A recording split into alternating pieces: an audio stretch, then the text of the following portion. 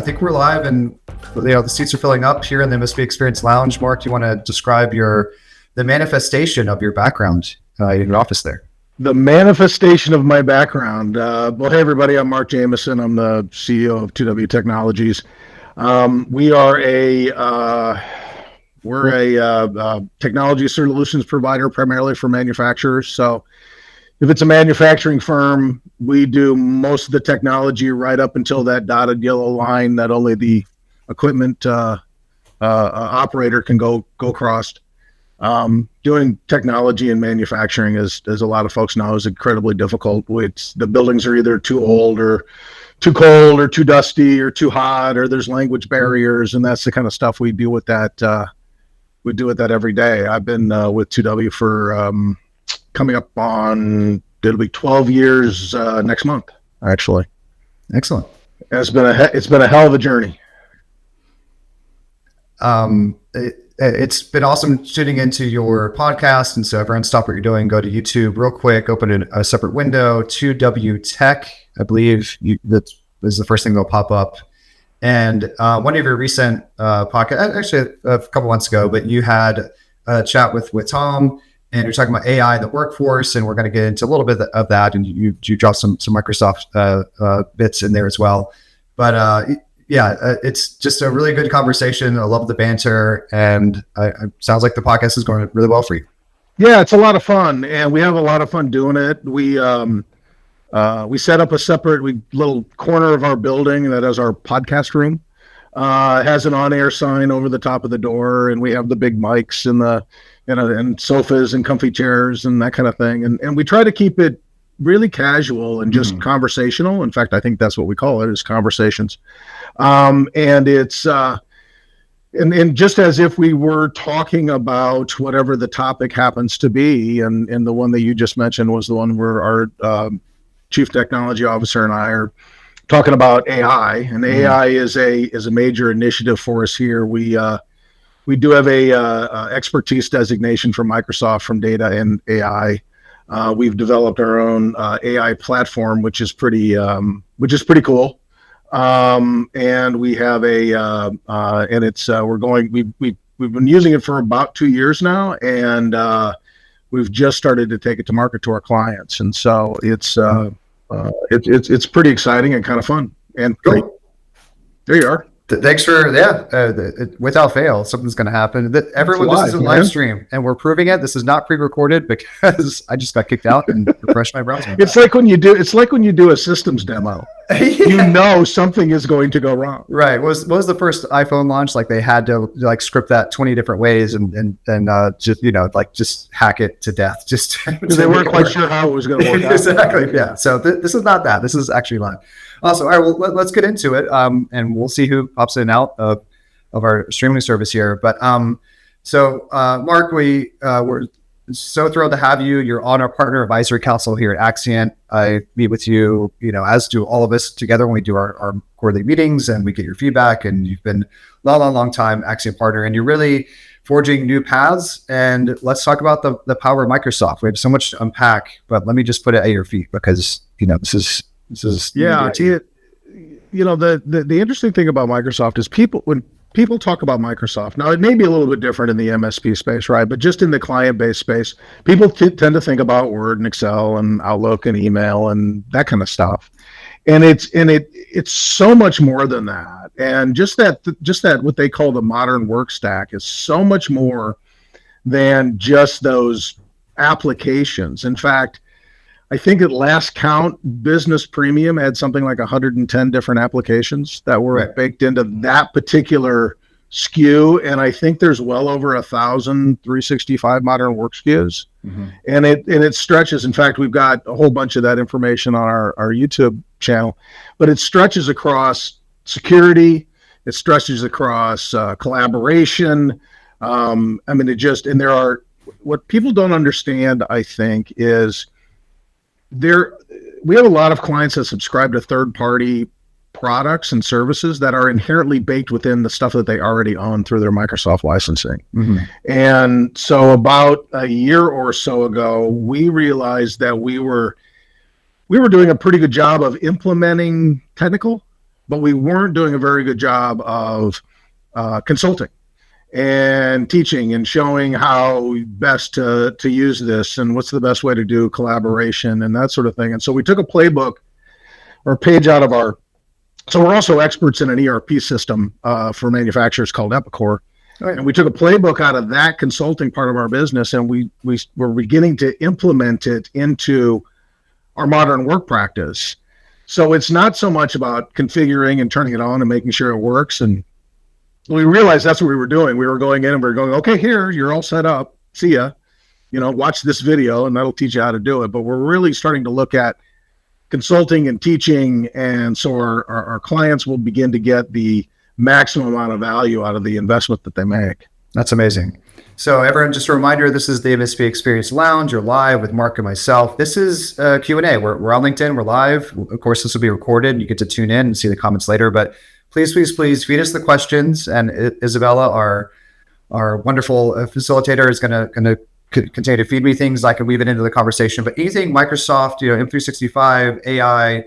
I'm the marketer, Mark. So I want to call it collaboration as a service. How do we productize these things where you're kind of taking the technology, but to your point, like you're seeing needs that go beyond just data and speeds and feeds and bandwidth, and to your point, dusty power supplies and all that kind of stuff. But now it's about collaboration and what else can you use the stack to really empower teams with. So everyone, please just feed the questions in and we'll weave it in. But where do you want to go next? I mean, I'm not sure if I get credit for collaboration as a service, but what are you training folks on? I'm gonna go get a bumper sticker made with it. Yeah, let's do it.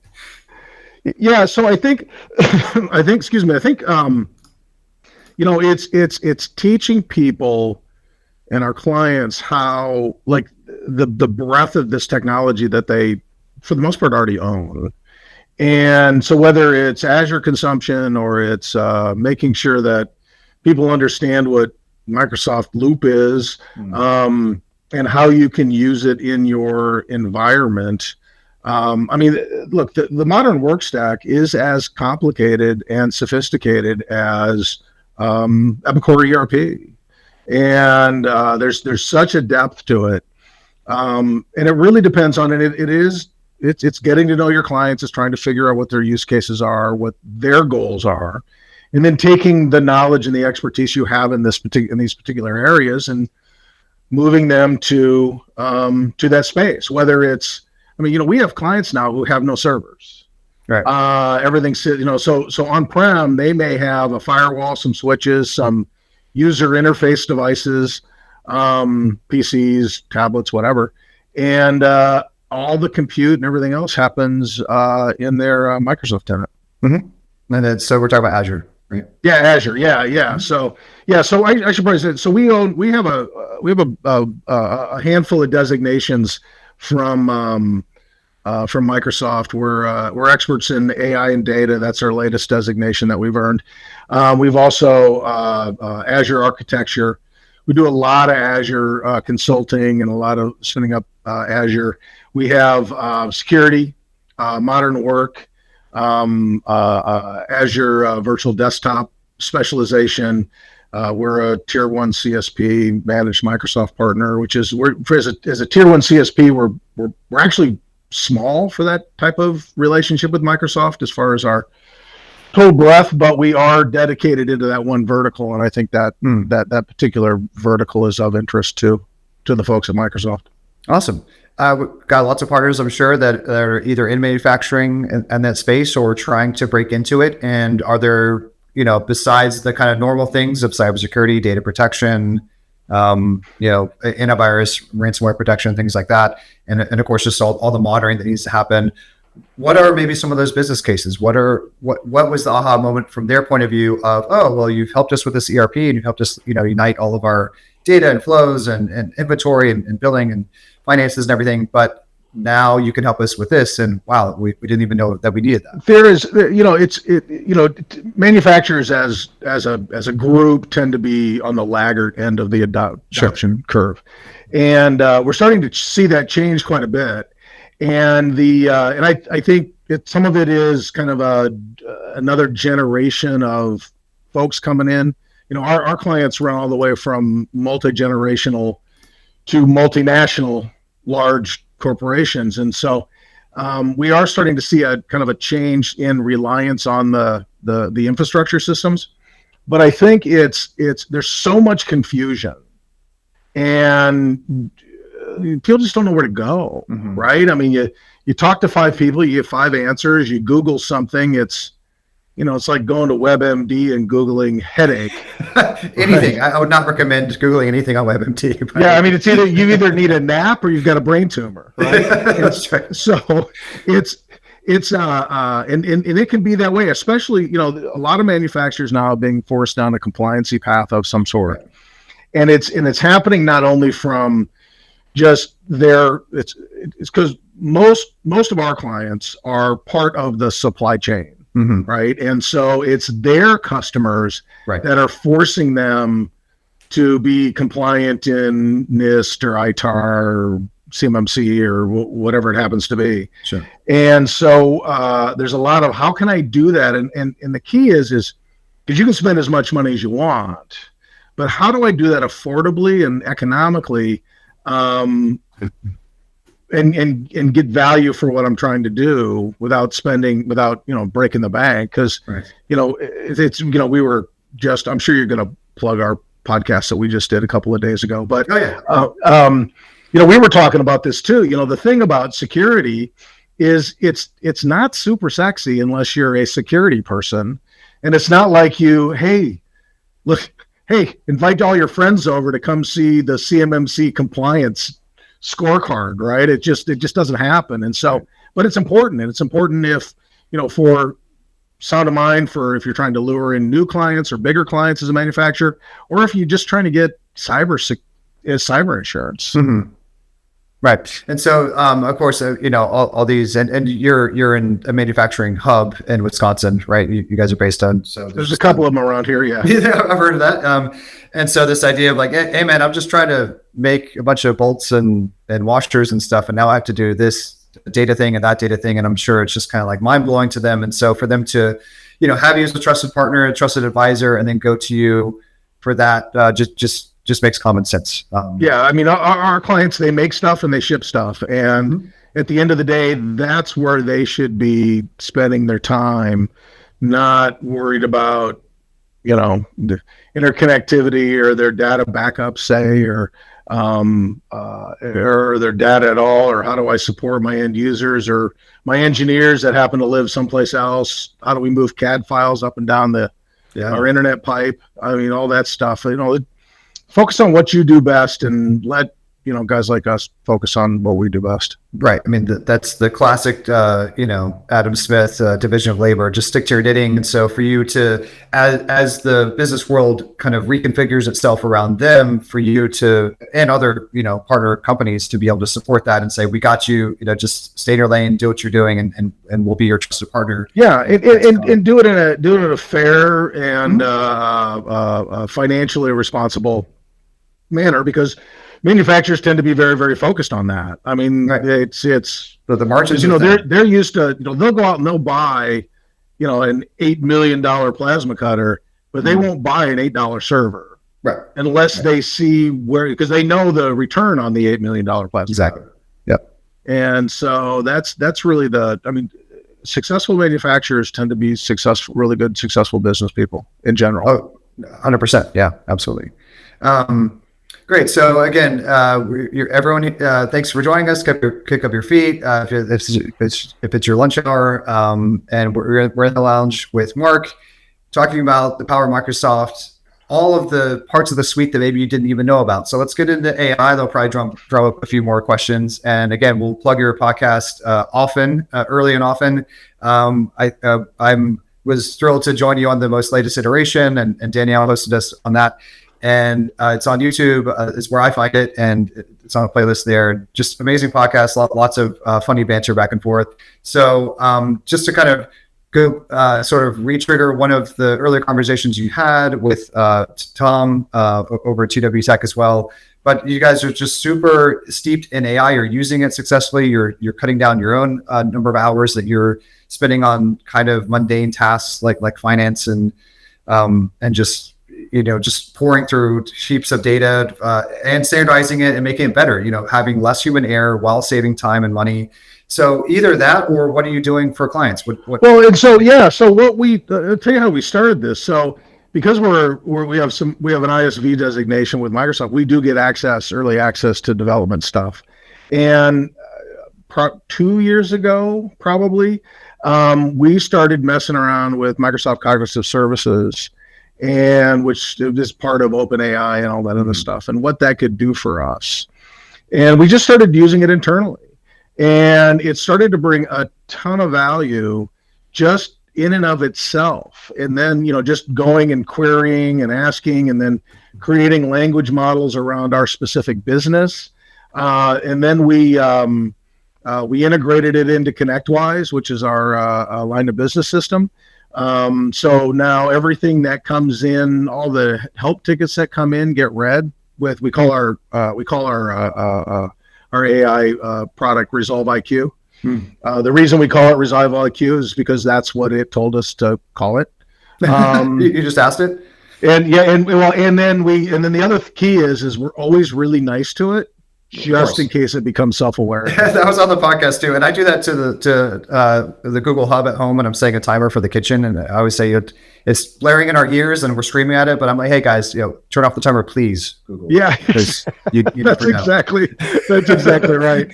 And so what we ended up doing is so then we put it, so every ticket that comes in gets read by Resolve IQ, and then a response goes out instead of the canned response of, hey, we got your the workflow response. It's actually specific to that request. And so now we're starting to bake in, hey, while you're waiting for somebody to call you back, try these 3 things.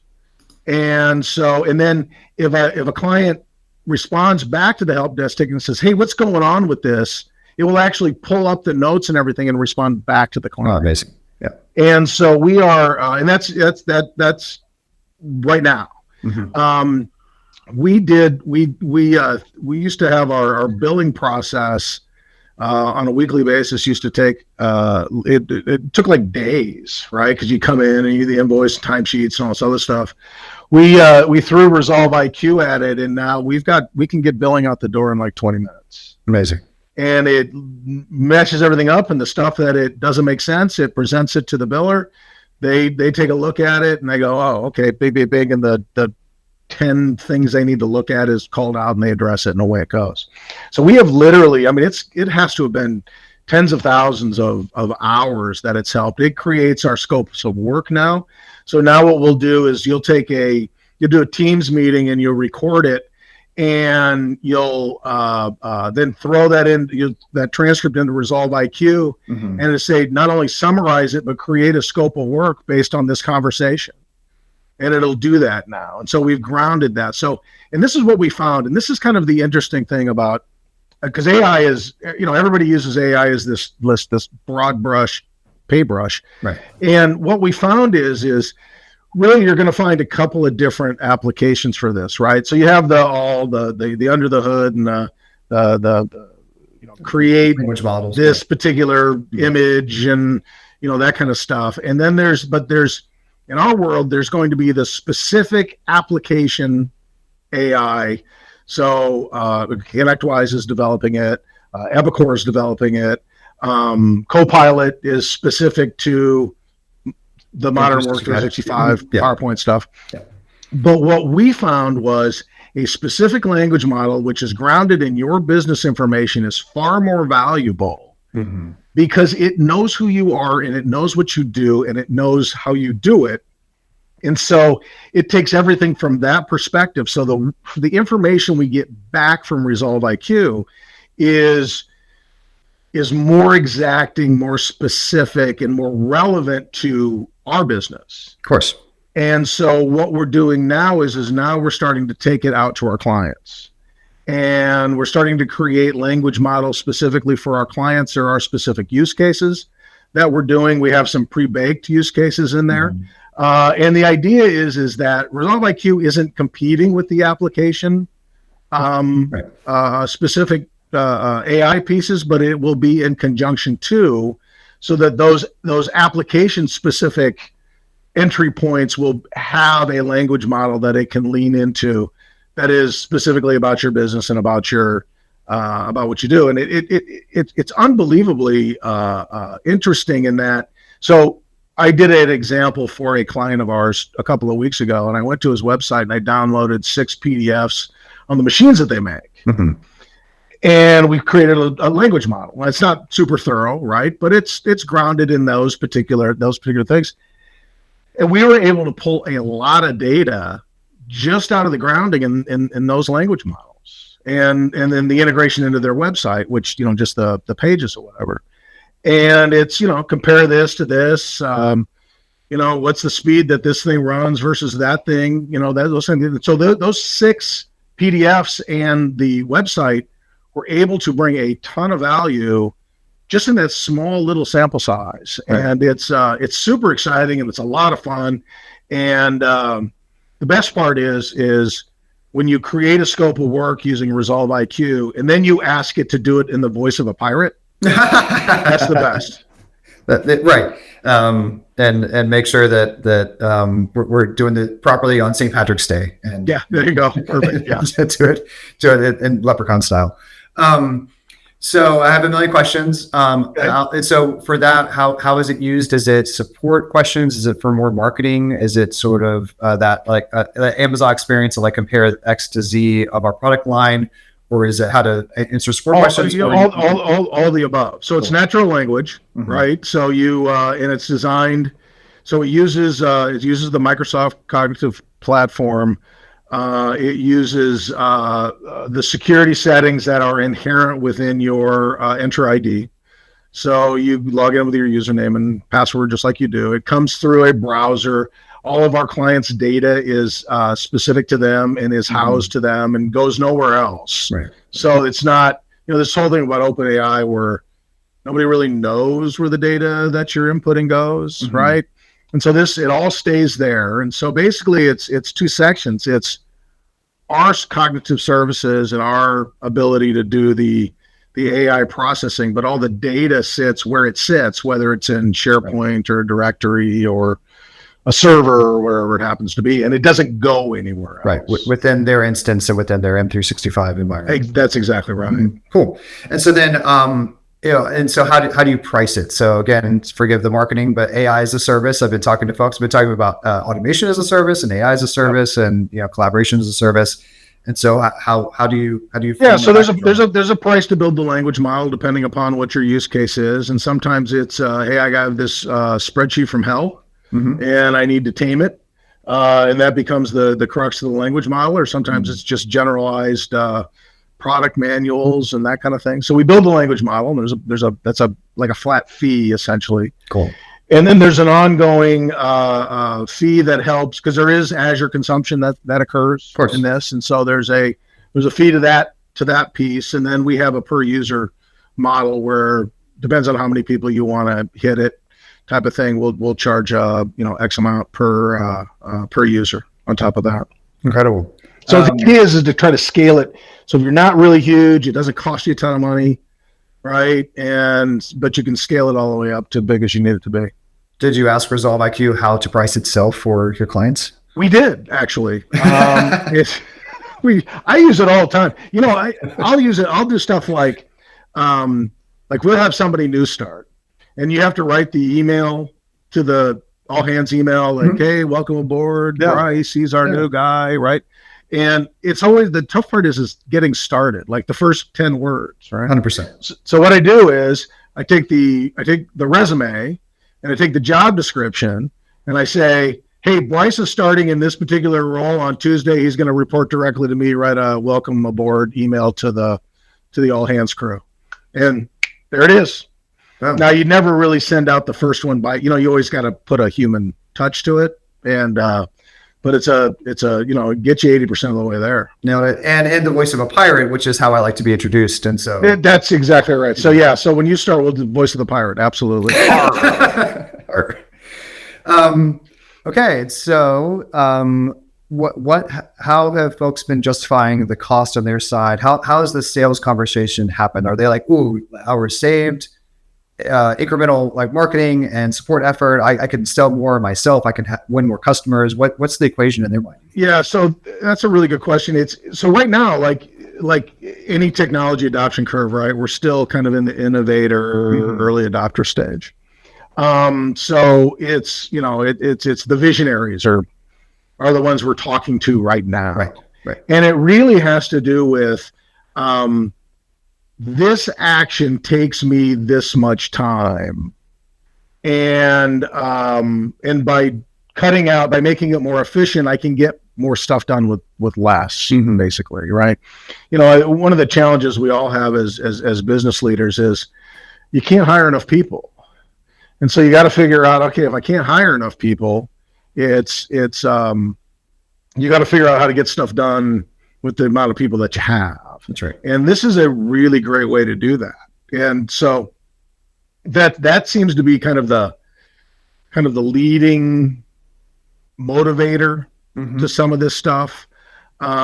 Just being able to compare, contrast, and aggregate data, and then converse to it with in just the way that you would text your friends. Right.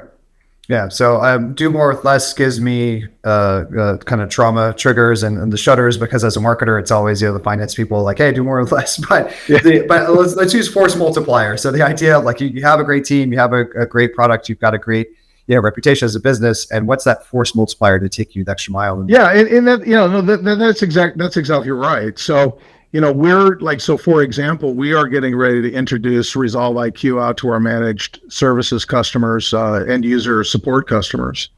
And they are, and so they're going to get the ability to go into Resolve IQ to log in and then get information back on their open tickets and projects just by asking. And by doing that, we're hoping to, that's just one last phone call.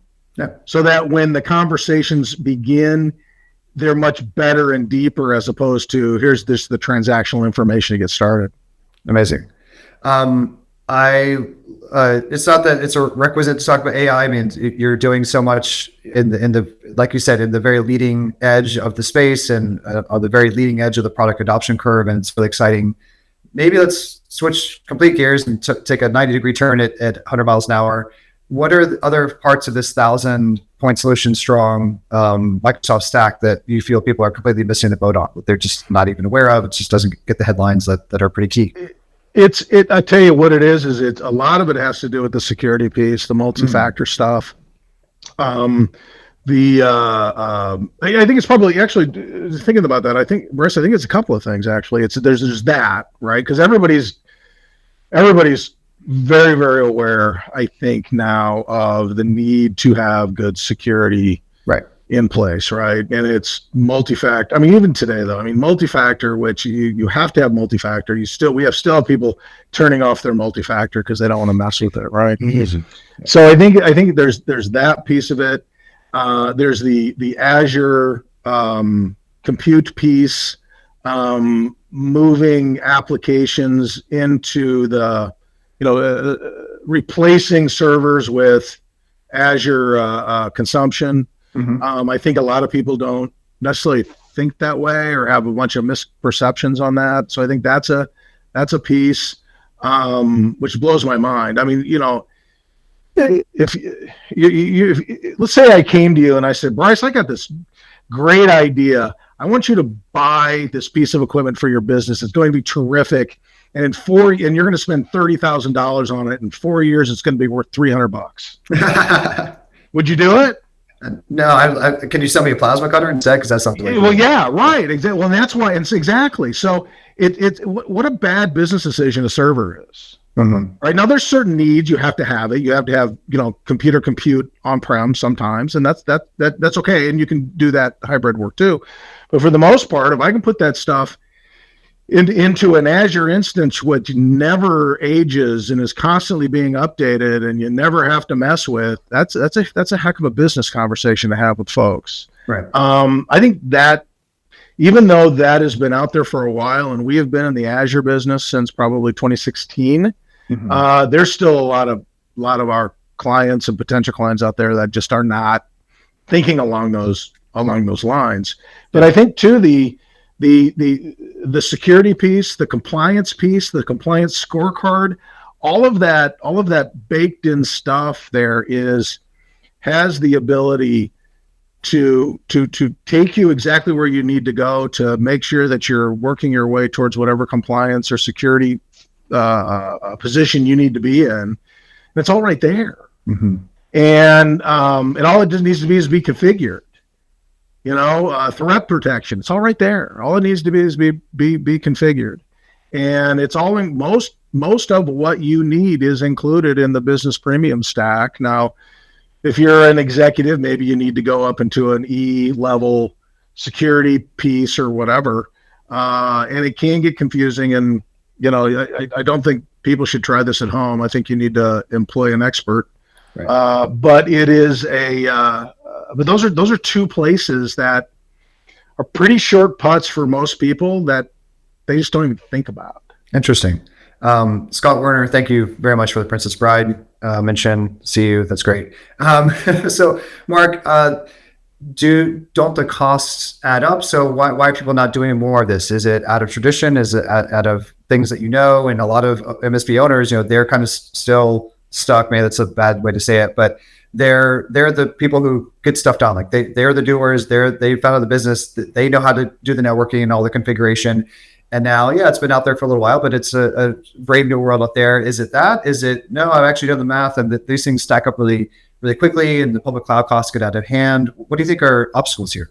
Well, I think part of the roadblocks from just an MSP experience is some of it is just lack of understanding. Sure. Right. When you have a client base that is ground in a certain technology stack, to make that change is slow and painful. Mm-hmm. That's part of it. Part of it's what we spend a unbelievable amount of time on education here with our folks and getting them certified and having them understand. And I mean, it is a prerequisite for all of our frontline technical employees, whether they're on the ERP side of the business or on the modern work side of the business or the traditional MSP part of the business, is they all have to be certified in something.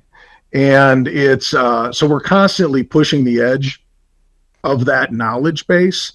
I think that's part of it. I think part of it is the client base. It's correct. You got to be able to move your clients one way or another. And like I said before, there's a tremendous amount of confusion and a tremendous amount of fear, because this person over here who has this solution, this is what they say, and you have to do this. And if you don't do this, your business will fall into the crevasse, into the lava and the earth. And these guys are telling you the exact same thing, but it's completely opposite. Right.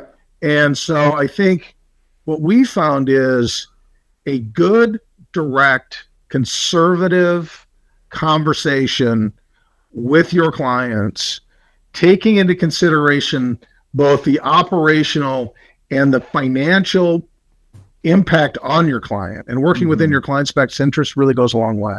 Yeah. Not to plug our MSP Experience Summit out of hand too much, but on October 3rd, we have a completely free virtual summit.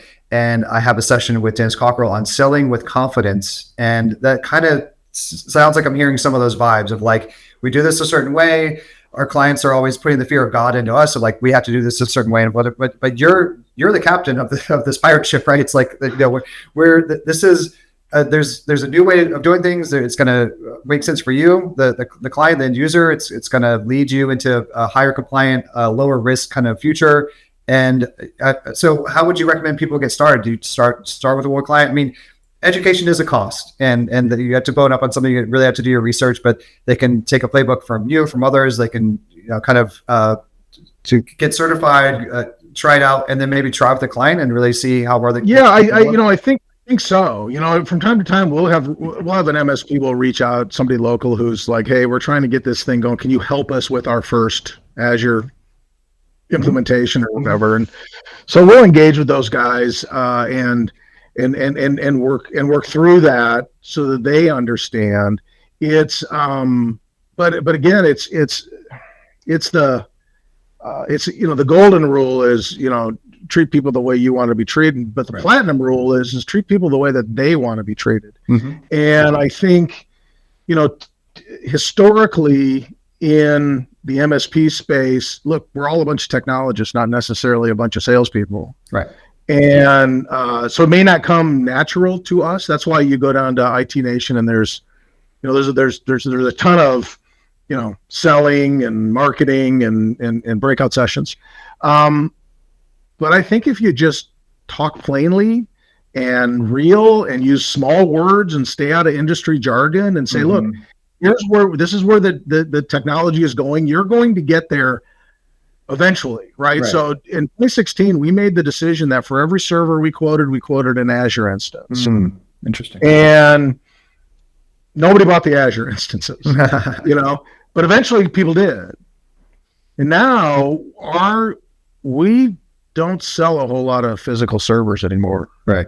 It's funny, we just did not too long ago. And it's almost like we forgot how to place that order, right? It just doesn't happen. Resolve IQ, order me a server. Yeah, exactly. And so, how do I configure this? It's like, I don't even know how to do that anymore. But I think that's the key. If you want to take your clients down this road of where they're going to be, and you say those words, look, you're going to be here eventually because this is where everything is going.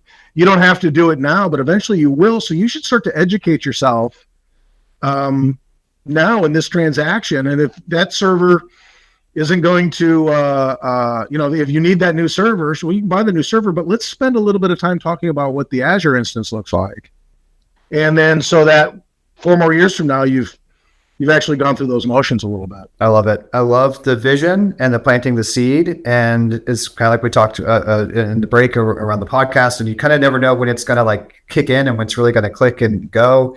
But from 2016 onward, we know that's the path forward. We're going to start doing it, and it just becomes baked in. And then when the time is right, it comes up more. If I could, quasi interrupt myself real quick. We have a question. Recommendations for reducing those cloud costs via automation. I know other cloud vendors will do things like move data to cheaper storage in off hours or powering down extra systems overnight. That's from Kevin. Yeah, so we do that. We have I call it, you talk about marketing terms.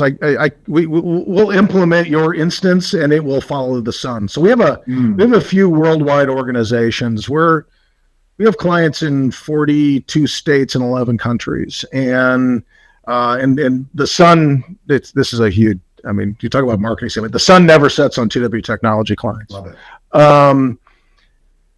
But what we'll do is we'll do exactly that. It's about cost containment, right? I mean, it's about treating your client's money like it's your money. And then in that case, you say, okay, well, I'll give you an example. So we have a client. They use their Epicor system is in Azure. They literally have employees around the world. So when Pacific goes to bed, we'll power down some certain things and we'll power up Asia. And then as that happens, and we'll put more power to the EU, and then we'll power it back down, right? And we do that. I'd say where we're doing that quite a bit now is through Azure Virtual Desktops. Okay. Which is phenomenal. Which is if you think PC in the cloud, right? So there's 365 PC and Azure Virtual Desktops PC. I use it almost every day. I actually run our entire business off my iPad for the most part, and when I have to, I jump onto a Azure Virtual Desktop and do my Windows stuff that I have to do on my little iPad. But it's you do have the ability to do that. The other thing that we find a lot is we'll go into other Azure instances and see that they're badly configured. And so we have clients that are spending too much money. This is not a technology where you can just press next. Right. You need to know how to configure this stuff. One of the lessons learned is the analog between a traditional on-prem server and an Azure instance is not direct. If you try to set up an Azure instance to look like this on-prem server, it will be too much money for your client. Right. If you are spending more money on that instance and that compute than you would on an on-prem server, you are not doing it right. Right. And we see that a lot. And so then how manual is the automation? So how much are you then at the dials doing this? Is it a preset configuration? Is there some kind of machine learning that goes with that, of Asia up, US down, vice versa? Yeah, so we so for implementation, we actually have scripted out a bunch. We can spin up an Epicor instance in Azure in short order. And of course, there's always little things you gotta, nothing. There is no push the red button and walk away. But we've done a lot of scripting to that regard, and the rest of it is just knowing your way around how to write those scripts to do that. And it's not hard, and the information is out there. I guess I should say this: one of the things that we did early on to really lean into Microsoft is we hired a person, and her whole job is to mirror up with Microsoft. Okay. Because if you try to do it yourself as a business leader, Microsoft will crush you in information. Microsoft loves nothing more than a 97-page PowerPoint deck. And so our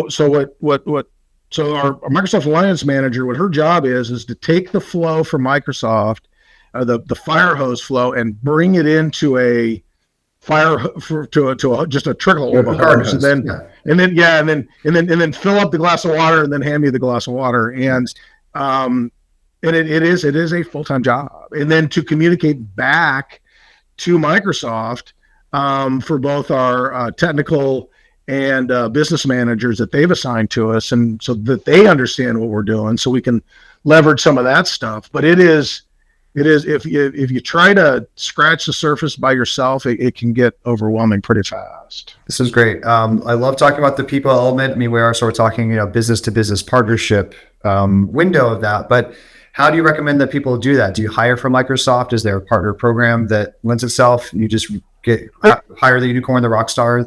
Yeah, it's not easy. So what we do, two things. One is that we like to take our frontline MSP level 2 people, and we like to train them up and get them into that business. And we've done that successfully in a number of areas. Our director of development started as a frontline level 2 tech. Awesome. I would much rather promote from within than hire from without. Yeah. But on occasion, you've got to go outside. So our alliance manager, she's a former Microsoft employee. We've hired in our director of modern work practice is a modern work expert and has been for a very long time.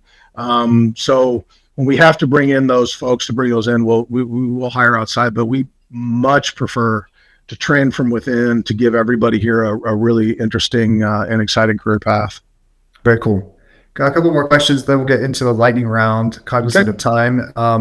How would you recommend, are there any certification, you've had this journey just going step by step and furthering through, it's taken you some time. If you were to kind of do it from scratch or advise someone right now starting from ground zero, is there one that you would start from, into similar type of business as you? Is there a sequence? I don't know. It's funny. I get asked that question on occasion. If you had to start over, what would you do? And so there's a little piece of me that says I wouldn't do this. So I think it depends on where you want to go. So we started in the Azure realm because it was more of a direct, like for like, servers on-prem, et cetera, right? If this in the security realm, I think it's kind of the same thing. If you're kind of have a security bent or compliance bent to your business, that would be the place to go. The 900 series are primarily for sales and entry level. So if you have people that don't understand it at all, that's a good place to go. We skip those. Like we might send some salespeople through that, but or some brand new people, but the 900 series really doesn't do much for you. It really doesn't land into your designations or anything else. But what I would do is I would go after either the Microsoft stuff, which is more modern work, how to set that up and configure that. I mean, there's some really good, and they all start. It's just like college. It starts at the 100s and it goes to the 200s and there's your 400s, that kind of stuff. Their Azure has that same thing. Security has that exact same thing. Now there's an AI path. We just got done with an audit, passing an audit from Microsoft on AVD deployment. That had a path, but it takes effort and it takes time, and you've got to be willing to take your people and take them off the line for a little bit. So we give our people, we give them time to study. Right now, they got to study on their own too. They got to study on the weekends, but we give them time to study. We pay for the study materials. We pay for them to take the test, and then we incent them when they pass. And so I can always tell you, we have a lot of we have a lot of stuff that happens like in November because people are trying to make money before Christmas. Mm-hmm. So we get a lot of guys passing their tests around middle of November. Nice.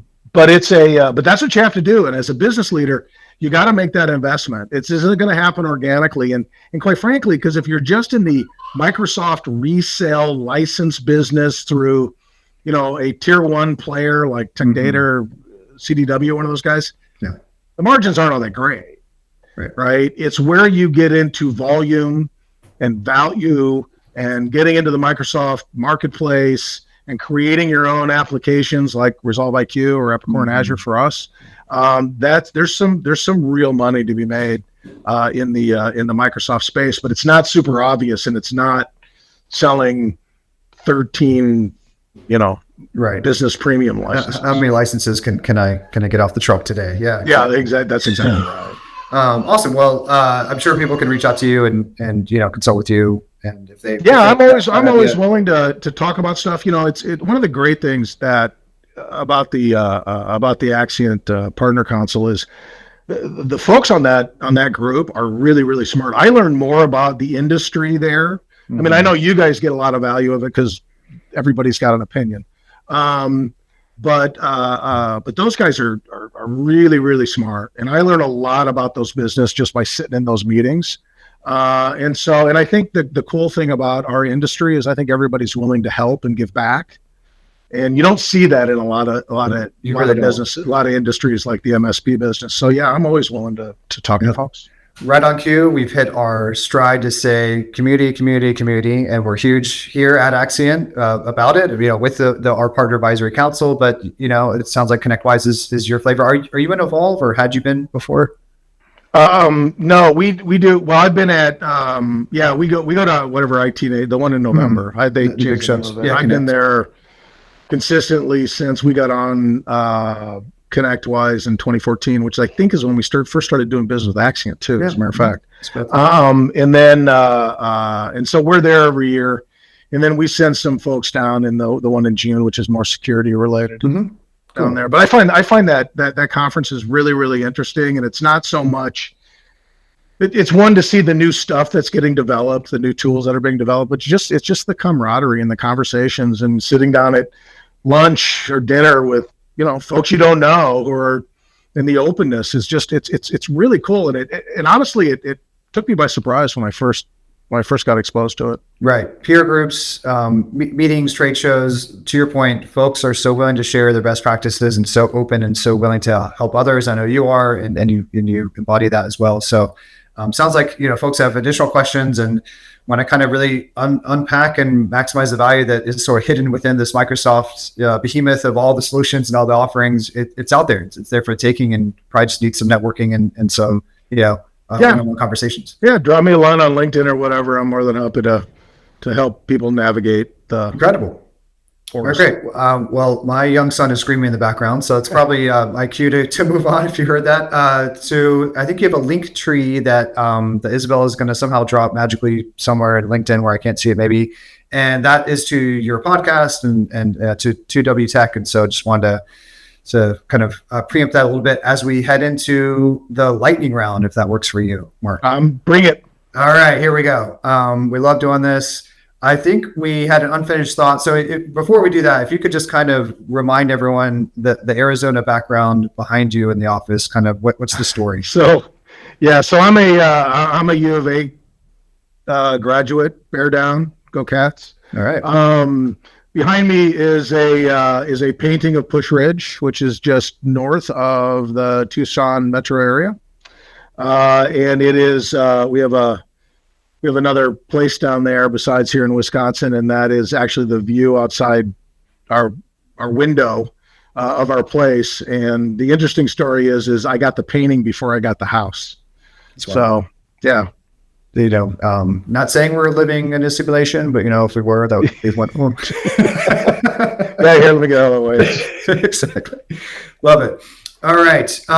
What is your favorite city in the world? Tucson, Arizona. All right. If I can't be in Tucson, I'll take Heartland, Wisconsin all day long. Very cool. Love it. Dogs or cats? Dogs. All right. Hot coffee or iced coffee? Oh, I can't do iced coffee. It's like I can't. It's hot coffee. I like my coffee. What's funny is I drink a lot of coffee. I'm not really a big coffee fan. Mm-hmm. It's more of a caffeine delivery method to me. Yeah. That reminds me of Ron Swanson with that. If you watch Parks and Rec, it's a whole new meat delivery system. I think it was the meat tornado. That's exactly it is a caffeine delivery system. Love it. Are you a night owl or an early bird? I'm a night owl. I struggle getting up in the morning, but I can't go to sleep at night. And folks will hear TW tell you every once in a while they'll get an email from me at 2 a.m. or something. And right. And they get to it when they get to it, I guess. Yeah. I'm not expecting. And then what? It's really weird though. Sometimes I'll send an email and they will respond. Right. And then I'm like, what are you doing? Go to bed. Yeah, I didn't send it to. I think the emails scheduling thing I've found handy at times when I'm not trying to annoy people. The first car you ever drove was a 1976 Oldsmobile Cutlass S. Okay. And it was red, and it had AM only. Amazing. All right, we're not talking about the fake wood paneling on the side. No. This is a little more of a sporty Oldsmobile. Okay. And it was, I cheered it out. I had a CB radio in it. See, most of the people that listen to this don't even know what a CB radio is. All right. But we had a CB radio in it. Back in the day, that's how we used to talk to our friends before we had cell phones. No need for FM if you got the CB. That's exactly that's your iPhone and the Cutlass. Yep. S. Love it. All right. Your favorite karaoke song? Brandy. All right. You're a fine girl. What a good wife you would be. Yeah, that's probably it. Amazing. All right. Let's bring it kind of in my range, sort of. Yeah, you do. A smart person would consider their own abilities. I'm a Don't Stop Believing guy, and clearly I cannot hit any of those notes in that song. But usually I'm not worried about that when karaoke comes around. All right. And so sports season for some sports is coming up on us. What season of the year is your favorite? Football. I grew up in Nebraska. Football is my I live in Wisconsin. Yeah. You probably heard of this team we have here. Football all day long. I will blow an entire Sunday watching Red Zone. Oh, amazing. Awesome. Yeah. It is the best channel ever invented by man. Pretty good. Yeah. It's kind of, it's almost too good. It's just like all of the instant gratification and none of the heartbreak. Yeah, exactly. And for the one time a year where the Panthers are actually on there, I'm happy when we actually see them. All right. And we've talked about your IT conference. So you like Connect and Secure. Anything else that you want to point to in terms of industry events that you really like to get to? No, we show at the Epicor user group Insights. We have a pretty good showing there. We throw a pretty nice party for our clients. It's all our clients, right? So that's pretty fun. We do that. That's our big marketing event every year. Yeah, right. It's really cool. Good. Yeah, and then I make sure we get down and we send the appropriate people down to IT Nation. Great. In November. Excellent. Yeah. No, it's a brilliant idea just to really rally around a line of business kind of application. And, when you have that specialty to, get your folks, your customers there and just go big on that. That's really cool. And I think the thing is too, is that we have specifically chosen to go narrow and deep with our partners, right? So Axcient, for example, Microsoft, Epicor, ConnectWise. I mean, even though we're a ConnectWise customer, technically, look, early on, I smoked all of Arnie's dope and we bought all of it. And, so we use all those tools and everything else. And, it's a key part of our business as well. It's very cool. All right. How would Resolve IQ want us to end this? I think we do want to do a couple of shout outs and a couple of last calls to action, but I'm curious, like, how would Resolve IQ send this If on? Resolve IQ said, you know what, I probably should have prepped this, but here, No. Let's do it live. Let's do it live here. as Okay, a so I'm going to pirate, call up Resolve IQ, Yeah. and I'm going to say, I'm on a live stream with MSPs. How should I sign off? Be funny if this was the thing that triggered the singularity of all. Yeah. It will now become self-aware. Yeah. Yeah. My chance. All right. Let's see what we get. We are, dear viewers, thank you for joining us in today's live stream with managed services providers, MSPs. I hope you found the session insightful and beneficial. As we conclude, I want to remind you that TW Tech is here to support your technology needs. See, I like this. See, right? Always be fun. Closing Resolve IQ. Always, yes, absolutely. Especially within the manufacturing sector. Whether you need assistance with Epic or ERP, IT infrastructure, Azure cloud services, or security solutions, our team of experts is ready to help. Incredible. Best regards, Mark. Could not have said it better myself, Mark Jameson, 2W Tech, Resolve IQ, Behind the Veil. Absolutely loved this conversation and always love hanging out and talking. Let's do this again soon. Bryce, this was a lot of fun. I really appreciate you guys inviting me. Likewise. Awesome. Have a great one, everybody.